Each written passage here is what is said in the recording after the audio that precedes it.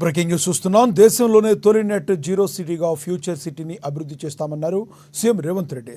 సిటీలో మారుబేని పెట్టుబడులు పెట్టేందుకు ముందుకు రావడం సంతోషకరమన్నారు. జపాన్ టోక్యోలోని ఇసోను ప్రధాన కార్యాలయాన్ని సందర్శించారు సీఎం బృంద సభ్యులు.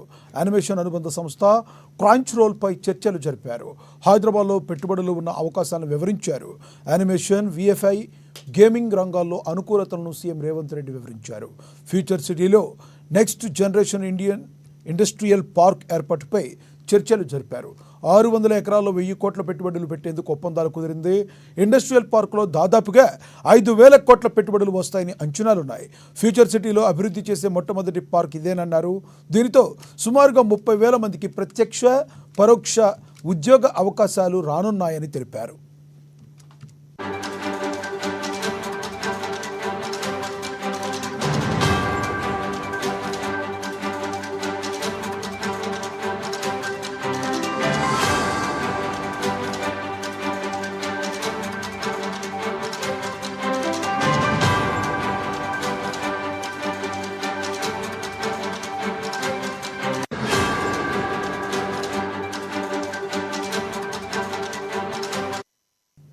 దేశంలోనే తొలి నెట్ జీరో సిటీగా ఫ్యూచర్ సిటీని అభివృద్ధి చేస్తామన్నారు సీఎం రేవంత్ రెడ్డి.